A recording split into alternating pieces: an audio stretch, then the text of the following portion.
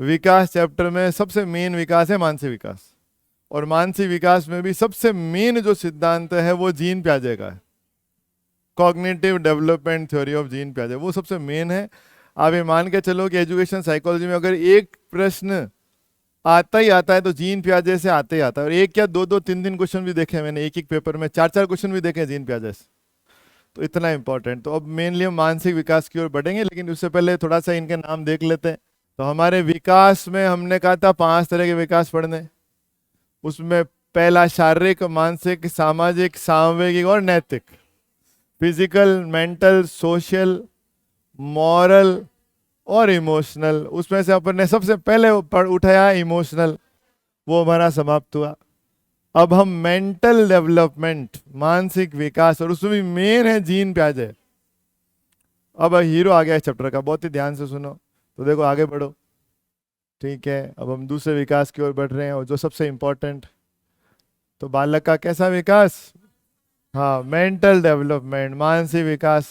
और मानसिक का मतलब बुद्धि से संबंधित, तो बौद्धिक विकास भी कह सकते हो, इंटेलेक्चुअल डेवलपमेंट भी कह सकते हो, रैशनल डेवलपमेंट भी कह सकते हो, ठीक है। अच्छा, इसमें एक शब्द बार बार आएगा, और वो शब्द आएगा संज्ञानात्मक, और संज्ञानात्मक शब्द ज्ञानात्मक से बना है, ठीक है। एक शब्द है संज्ञान, है ना, हाँ, कॉग्निशन, इंग्लिश में बोलते हैं कॉग्निशन।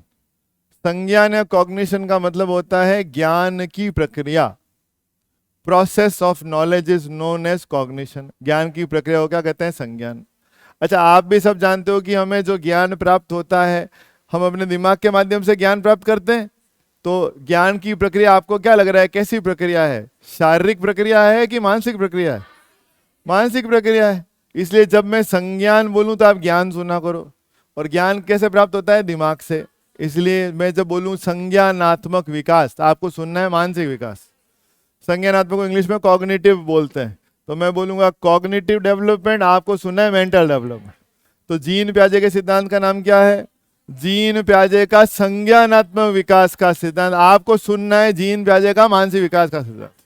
इंग्लिश में मैं बोलूंगा cognitive development theory of Jean प्याजे, आपको सुनना है mental development theory of Jean प्याजे। एक बच्चे का दिमाग कैसे विकसित होता है, तो 4 अलग अलग स्टेजेस में जीन प्याजे ने मेंटल डेवलपमेंट को, या कॉग्निटिव डेवलपमेंट बोल दो, मानसिक विकास बोल दो, संज्ञानात्मक विकास बोल दो, उसको पूरा समझाया है कि ये अवस्था यहाँ से यहाँ तक होती है, इसमें ये गुण होते हैं, फिर अगला डेवलपमेंट इस उम्र में होता है, उसमें ये गुण आते हैं, अगला डेवलपमेंट उसमें होता है। 4 अलग अलग स्टेजेस में, और इतना एक्सटेंसिवली समझाया है, इतना डिटेल में समझाया है कि जीन प्याजे को लोगों ने संज्ञानात्मक विकास के सिद्धांत की वजह से कहना शुरू कर दिया फादर ऑफ डेवलपमेंटल साइकोलॉजी, विकासात्मक मनोविज्ञान के पिता। कौन है? क्योंकि उन्होंने बच्चे के विकास को इतना अच्छे तरीके से समझाया है, संज्ञानात्मक विकास या मानसिक विकास को इतना अच्छा समझाया है कि उनसे ज्यादा विकास पे किसी ने काम ही नहीं किया। इसलिए फादर ऑफ डेवलपमेंटल साइकोलॉजी, मानसिक विकास के पिता जीन प्याजे। और ये स्विट्जरलैंड के रहने वाले थे, इसलिए मैं हमेशा मजाक में बोलता हूँ ये स्विट्जरलैंड का प्याज।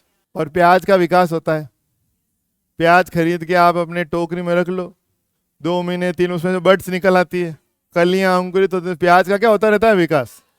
तो स्विट्जरलैंड का प्याज जीन प्याजे, इनका होता है विकास, यानी विकासात्मक मनोविज्ञान के पिता जीन प्याजे। ये तो मजाक में याद करने का तरीका है। तो देखो, बालक का मानसिक विकास बोल दूं, उसी को बोलते हैं संज्ञानात्मक विकास। मेंटल डेवलपमेंट बोल दूं, उसी को क्या बोलते हैं? Cognitive development. याद, ये शब्द याद कर लो। संज्ञानात्मक विकास मतलब मानसिक विकास, कॉग्निटिव डेवलपमेंट मतलब मेंटल डेवलपमेंट। बोलो, हो गया? याद हो गया ये? हाँ, तो ये आएगा बार बार वहां पे।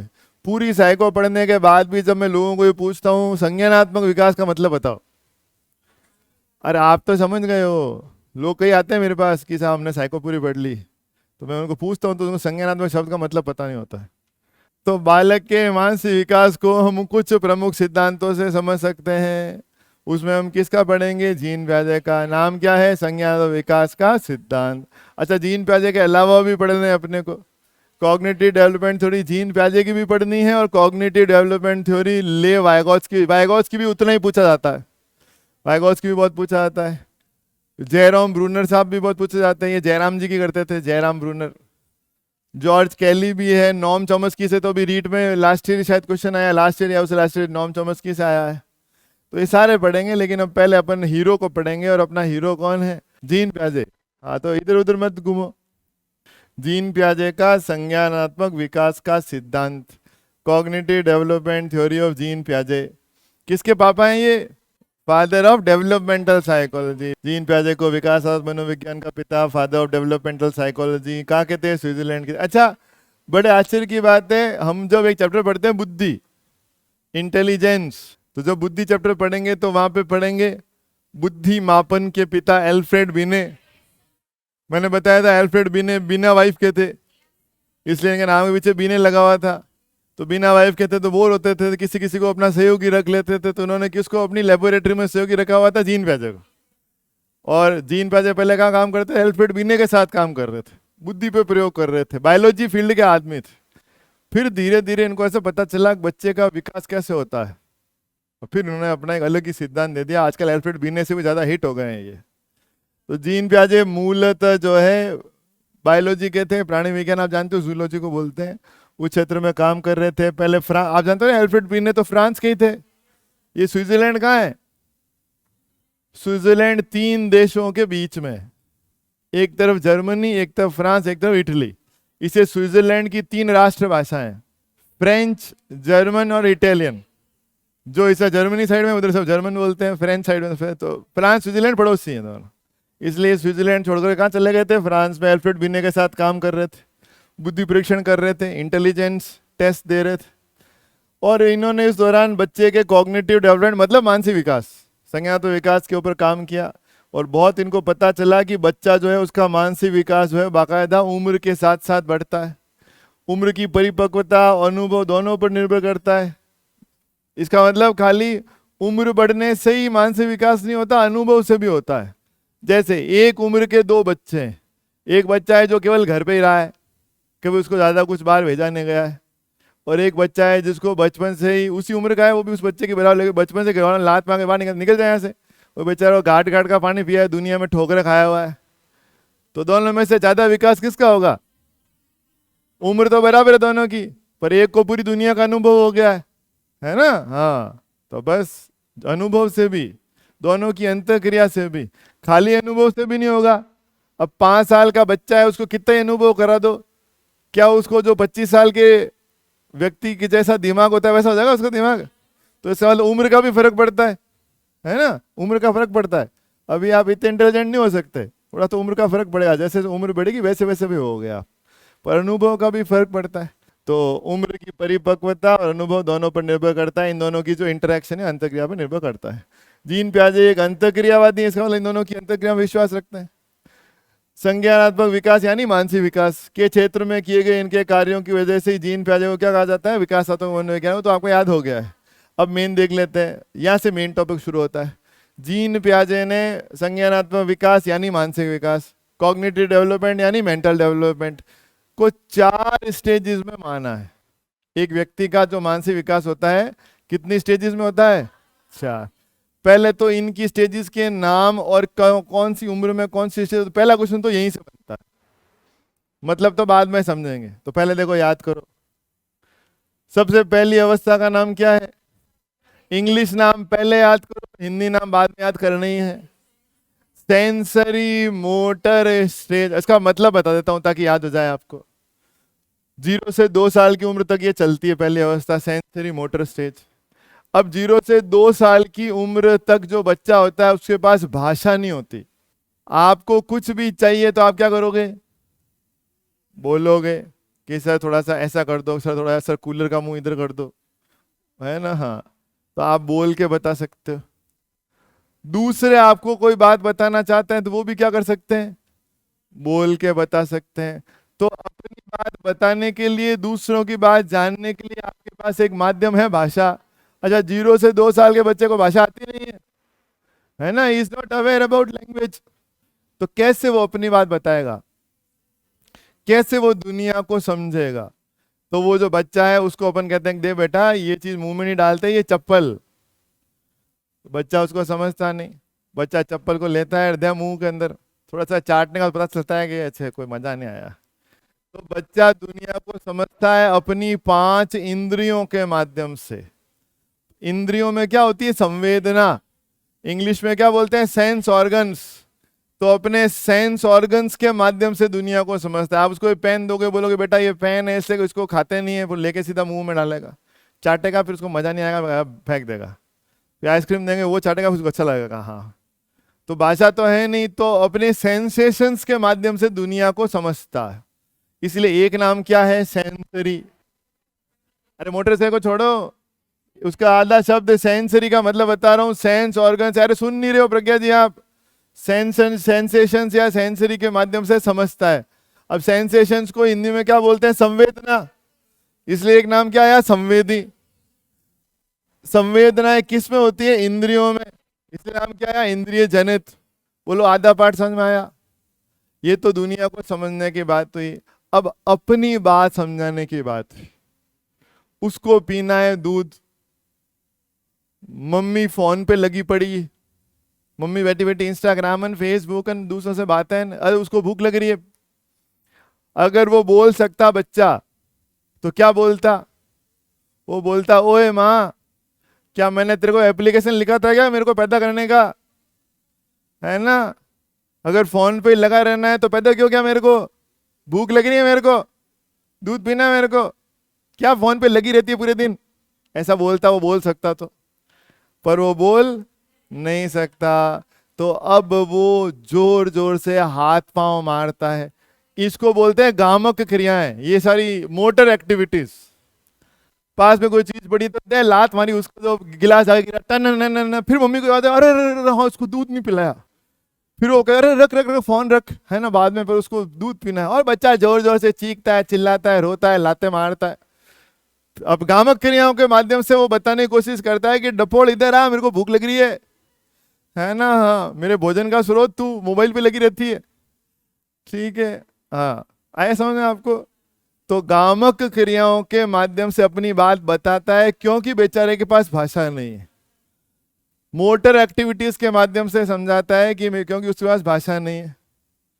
आई बात समझ में? तो दूसरा पार्ट क्या है इसका? Motor activities. मोटर मतलब हाथ पांव मारना। गामक, गामक क्रियाएं मतलब हाथ पांव मारना। अच्छा, गामक क्रिया हम किसके माध्यम से करते हैं? मांसपेशियों के माध्यम से। अरे भाई आपका हाथ हिल रहा है, इंदिरा जी आपका हाथ हिल रहा है, तो क्यों हिल रहा है? क्योंकि मसल्स है, ये मसल्स को मैंने कॉन्ट्रैक्ट किया है ना, एक्सपेंड किया, तो मांसपेशियों मसल्स की वजह से। इसलिए एक नाम क्या आया? पेशी। क्या आपको हिंदी के दो नाम, अंग्रेजी का एक नाम समझ में आया? वापस से पढ़ो, क्योंकि जीन प्याजे very very very very important. तो बताओ, चार अवस्थाओं में पहली अवस्था का नाम क्या है?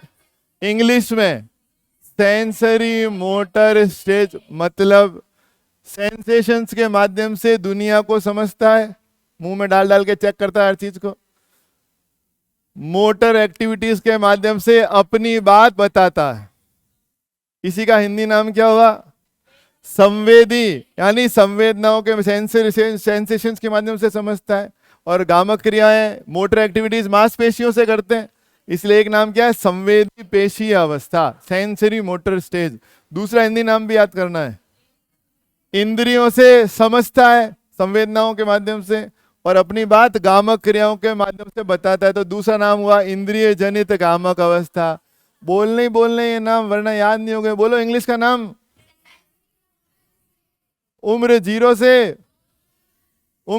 से 2 साल, सेंसरी मोटर स्टेज। हिंदी का पहला नाम संवेदी पेशीय अवस्था, दूसरा नाम इंद्रिय जनित गामक अवस्था। इसका मतलब हमें समझ में आया कि 0 से 2 वर्ष के बच्चे के पास भाषा नहीं है, इसलिए वो हाथ पांव पटक के अपनी बात बताता है। लेकिन कई लोगों को मैं देखता हूं, बड़े होने के बाद भी, भाषा मिलने के बाद भी, वो गामक क्रियाओं के माध्यम से अपनी बात समझाने की कोशिश करते हैं। जैसे नाराज बहू बर्तन पटक पटक के धोती है ना, टन न न न न छन न न न न, ताकि सास को समझ में आ जाए, पति को समझ में आ जाए कि मेरा मूड खराब है। अबे तू कौन सी 0 से 2 साल की है? बोल के बताते। क्यों? गामक क्रियाओं के माध्यम से, मोटर एक्टिविटीज के माध्यम से बता रही है कि मैं नाराज हूं। बोल के बता दे, सासू मां मैं नाराज हूं, ठीक है। पर नहीं, आदत वही पड़ी हुई ना, 0 से 2 गामक क्रियाओं के माध्यम से। देखा होगा आपने, कई बड़े लोगों को मैंने देखा है, गुस्सा आता है तो दे दरवाजा, आप भी करते हो कि गुस्सा आता है तो दरवाजा जोर से धक्का दे करके, है ना, महाराणी में कहते हैं दरवाजा बचीड़ करके चले जाते हो, चाहते हो आप भी? और क्यों कर रहे हो कामक क्रियाएं? बोल के बता दो कि हमें ये बात बुरी लग रही है, हम नाराज हैं इस बात से, हमें अच्छा नहीं लग रहा है, बुरा लग रहा है। पर आप अब जो 0 से 2 साल की अवस्था में पहुंच जाते हो, ये भूल जाते हो कि पास भाषा है आपके पास। कई लोगों को देखा मैंने, मोबाइल फेंक देते हैं, चीजें तोड़ देते हैं, ग्लास उठा के फेंक देते हैं, ठीक है, विधि कह रही मैं फेंकती हूँ, है ना, हाँ, ग्लास उठा फेंक देते हैं। अब आपको ऐसा कब नहीं करना है? 2 साल के बाद नहीं करना है, क्योंकि आपके पास भाषा है, आ चुकी है, कामक क्रियाएं, है ना, जमीन पे पड़ जाते हैं, रगड़ जाते हैं, रपट जाते हैं, है ना, हाँ, ऐसा ऐसा नहीं करना अब आपको। अब आप 2 साल के नहीं हो। पहली अवस्था समझ में आई? बाकी तीनों अवस्था एक साथ ही समझनी है, ठीक है, वरना वो याद नहीं होती। तो आप बोल लोगे अच्छा सर वो कैसे, अभी तो आपने एक को इतनी देर से समझा है, अगली 3 को कैसे एक साथ याद करनी पड़ेगी, क्योंकि तीनों जुड़ी हुई। तो देखो 3 नाम क्या क्या है। एक शब्द आएगा, पहले इंग्लिश के शब्द याद करते हैं। प्री ऑपरेशनल, कॉन्क्रीट ऑपरेशनल और ऑपरेशनल। फॉर्मल ऑपरेशनल बोल दो भले उसको। अब हम किसी भी व्यक्ति को ऑपरेशनल यानी संक्रियात्मक तब मानेंगे जब वो अमूर्त बातें समझने लग जाएगा। अमूर्त मतलब नॉन कॉन्क्रीट यानी एब्स्ट्रैक्ट। जैसे अगर आप किसी बच्चे को फोटो दिखा के बोल रहे हो बेटा ये ए फॉर एप्पल है, तो इसका मतलब वो बच्चा अभी मूर्त बातें समझता है। कोई मूर्त का मतलब, कॉन्क्रीट का मतलब जिसको देख सकते हैं, छू सकते हैं। छोटे बच्चों का आप जानते हो दिमाग ऐसे होता है, उनको मूर्त बातें, कॉन्क्रीट बातें समझ में आती है, तो उनको हर चीज के साथ उसकी फोटो दिखानी पड़ती है ना। तो हम मानेंगे कि अभी बच्चा ऑपरेशनल नहीं हुआ है। अब आप जैसे आज हो, आज आपको कुछ भी पढ़ाओ तो अब जैसे मैं पढ़ा रहा हूँ जीन प्याजे, मैंने फोटो दिखाई जीन प्याजे की, फिर भी आप सब समझ रहे हो, इसका मतलब आप अमूर्त बातें समझते हो, नॉन कॉन्क्रीट भी समझ लेते हो। अब आप वास्तव में ऑपरेशनल हो गए हो, संक्रियात्मक हो गए हो। तो ये 3 अवस्थाएं इसी कॉन्सेप्ट के आधार पर बनाई है उन्होंने। एक प्री ऑपरेशनल, ऑपरेशनल से पहले। एक कॉन्क्रीट ऑपरेशनल, जब अभी अमूर्त तो नहीं समझ रहे हो लेकिन मूर्त बातें समझ रहे हो। और तीसरी ऑपरेशनल या फॉर्मली ऑपरेशनल। पूर्व संक्रियात्मक अवस्था, मूर्त संक्रियात्मक अवस्था, अमूर्त संक्रियात्मक अवस्था। तब हम फॉर्मली या औपचारिक रूप से घोषणा करेंगे कि आप संक्रियात्मक हो गए हो जब आप अमूर्त बातें समझने लग जाओ, या मूर्त बातें, अमूर्त, है ना, नॉन कॉन्क्रीट जब समझने लग जाओ, जो कि आप अभी समझ रहे हो, है ना। अभी कुछ भी बोलूं तो आप समझ जाते हो, फोटो दिखाने की जरूरत ही नहीं है। मैं आपको डायरेक्ट बोलूं, जैसे विधि को बोलूं कि विधि एक बहुत अच्छा लड़का है और अच्छी हाइट वाइट भी है, दिखने में भी स्मार्ट है, नए नक्श भी अच्छे हैं, और जो है पढ़ाई में भी बहुत इंटेलिजेंट है, अच्छी नौकरी भी है उसके पास, है ना, हाँ, और बहुत ही मैनरफुल भी, खुश रखेगा तेरे को, शादी के लिए यस बोल दे। तो विधि का चूंकि विकास हो चुका है ऑपरेशनल स्टेज तक, ये ऐसा नहीं कि सर मेरे को पहले फोटो दिखाओ, क्योंकि अब इसका दिमाग डेवलप हो चुका है ना। आशिता जी का नहीं हुआ था, तो आशिता जी लड़का देखने गई, ये बोली नहीं मैं अभी, है ना, ऑपरेशनल स्टेज तक नहीं पहुंची हूँ, मैं केवल कॉन्क्रीट ऑपरेशनल तक पहुंची हूँ, मेरे को पहले दिखाओ। मूर्त क्या होता है? जिसको देख और छू सकते हैं, तो इन्होंने देखा और छू के भी देखा ऐसे, है ना, फिर लगा हाँ ठीक है लड़का, है ना, फिर इन्होंने यस किया है। समझ गए? अगली तीनों अवस्थाएं किस कॉन्सेप्ट पे है? ऑपरेशनल होने पे, संक्रियात्मक होने पे। ऑपरेशनल आप कब हो जाओगे? जब आप अमूर्त बातें समझने लग जाओगे, नॉन कॉन्क्रीट या एब्स्ट्रैक्ट बोल दो, समझने लग जाओगे। अब पढ़ो 3 अवस्थाओं के नाम। पहली तो याद हो गई थी, 0 से 2। अब देखो पूर्व संक्रियात्मक अवस्था या प्री ऑपरेशनल स्टेज, है ना, इस अवस्था में न तो मूर्त और न अमूर्त दोनों ही नहीं है, इससे उससे पहले की है, इसलिए नाम क्या रखा? Pre operational. ये कब से कब तक चलती है? पहली अवस्था सेंसरी मोटर से 0 से 2, और प्री ऑपरेशनल वाली 2 से 7। प्री को बोलते हैं पूर्व, और खतरनाक हिंदी बोलनी है तो प्राक। पूर्व से भी डरावना क्या है? प्राक। मेरे पास एक से एक डरावना शब्द है आपके लिए, जब आप डर नहीं जाओ तब तक डरा सकता हूं मैं, ठीक है। तो पूर्व को क्या बोलते हैं? प्राक। ऑपरेशनल को संक्रियात्मक। तो हिंदी नाम क्या हुआ? पूर्व संक्रियात्मक अवस्था या प्राक संक्रियात्मक अवस्था, और इंग्लिश नाम हो गया प्री। पूरी साइको पढ़ते पढ़ते हिंदी मीडियम के बच्चों को लगने लग जाएगा कि इंग्लिश ज्यादा आसान, ठीक है। हाँ, हिंदी इतनी आसान नहीं है जितनी साइको में इंग्लिश आसान है, कि ओरिजिनली इंग्लिश में सब कुछ रचा गया। तो जिस मूल भाषा में सब्जेक्ट का जो है कंस्ट्रक्शन हुआ है, रचना हुई है, तो वो इजी लगेगा ही लगेगा। परवीन जी, आ रहा है समझ में? वहाँ नीचे नोट पे ये खुला हुआ है ना, कुछ एक्स्ट्रा तो नहीं है उसमें? हाँ, तो बहुत बढ़िया। तीसरी अवस्था में अभी ऑपरेशनल हो गया है कि केवल मूर्त तक ही पहुंचा है? मूर्त यानी जिसको देख छू सकते हो, इंग्लिश में क्या बोलते हैं? कॉन्क्रीट। तो तीसरी अवस्था का इंग्लिश नाम क्या है? Concrete operational stage. और कॉन्क्रीट को हिंदी में बोलेंगे, मूर्त बोल दो, ठोस बोल दो, स्थूल बोल दो, कुछ भी बोल सकते हो आप इसको। तो मूर्त संक्रियात्मक अवस्था, कॉन्क्रीट ऑपरेशनल स्टेज, ये है 7 से 12। बताओ, पहली सेंसरी मोटर स्टेज 0 से 2, दूसरी प्री ऑपरेशनल स्टेज 2 से 7, तीसरी सुनो ना, सुनो, कॉन्क्रीट ऑपरेशनल स्टेज 7 से 12, 7 से 12 है ना, 3 याद हो गई। और चौथी होते ही आप अमूर्त बातें समझने लग गए। और वो अवस्था कब आती है? 12 से 15। उसके बाद तो फिर आप सारे इंटेलिजेंट हो, फिर तो आपकी बुद्धि का पूरा विकास हो चुका है। तो चूंकि चौथी अवस्था में अब आपको अमूर्त बातें भी समझ में आने लग गई है, बिना फोटो के भी समझ में आने लग गया, जैसे विधि को आने लग गया समझ में, ठीक है। अभी मैं जो कुछ बोल रहा हूं आपको समझ में आ रहा है? छोटे बच्चों को नहीं आता ऐसे। अगर मैं उदाहरण दूं, 3 बहनें हैं, अंजू, मंजू और रंजू। रंजू अंजू से बड़ी, मंजू अंजू से छोटी। तो बता, बड़ी कौन सी, छोटी कौन सी, बीच की कौन सी? तो आपको 2 बार बोलूंगा तो आप बता दोगे।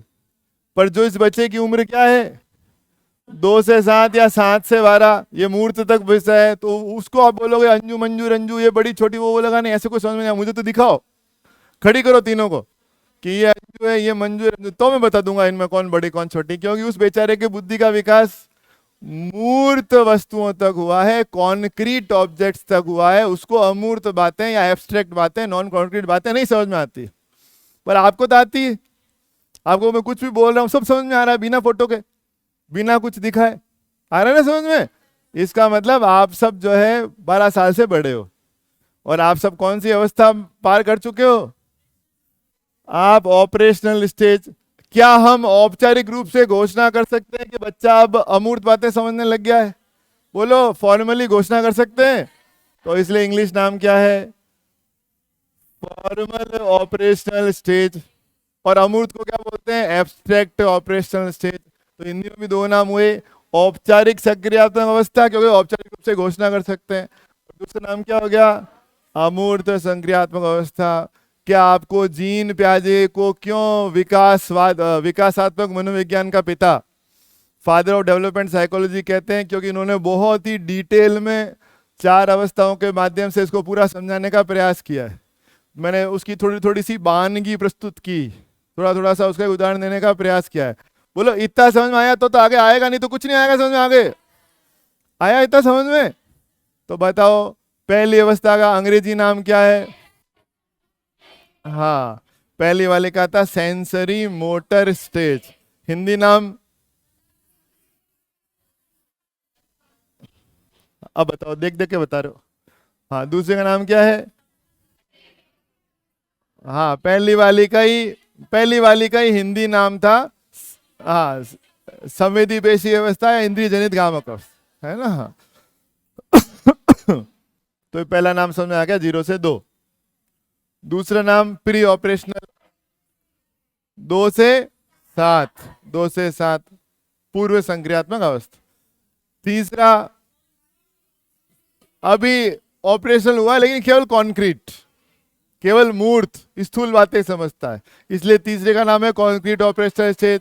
7 से 12 साल की उम्र में, है ना। कॉन्क्रीट को स्थूल बोल दो, मूर्त बोल दो, ठोस बोल दो, कुछ भी बोल दो जो अच्छा लगे। हिंदी में 3-3, 4-4 शब्द सब जगह है, अंग्रेजी में बेचारी गरीब भाषा में एक ही शब्द होता है। कॉन्क्रीट ऑपरेशनल स्टेज पढ़ लो, और नहीं तो फिर हिंदी में कर लो ठोसन, स्थूलन, मूर्तन, भाटान, पता नहीं क्या क्या हो गया, कोई भरोसा नहीं है। और चौथी अवस्था में हम फॉर्मली घोषणा कर सकते हैं कि बच्चा अब अमूर्त बातें, नॉन कॉन्क्रीट बातें, एब्स्ट्रैक्ट बातें समझने लग गया है। तो इसलिए हम बोलते हैं फॉर्मल ऑपरेशनल स्टेज या एब्स्ट्रैक्ट, नॉन कॉन्क्रीट बोल दो, एब्स्ट्रैक्ट बोल दो, मतलब अमूर्त होता है। तो ये चौथी अवस्था भी समझ में आ गई। वो 12 से 15 हिंदी नाम फॉर्मल ऑपरेशन का हो गया औपचारिक संक्रियात्मक अवस्था, है ना। अमूर्त का हो गया एब्स्ट्रैक्ट ऑपरेशन से। तो हिंदी माध्यम वाले, अंग्रेजी माध्यम वाले, मेरे हिसाब से सबको समझ में आया गया होगा। अब एक एक करके हमको क्या पढ़नी है, चारों अवस्थाएं पढ़नी है। हर एक अवस्था की छोटी से छोटी चीज से भी क्वेश्चन आए जीन प्याजे से। इतना खतरनाक आदमी है जीन प्याजे, उतना खतरनाक इंपॉर्टेंट है ये टॉपिक।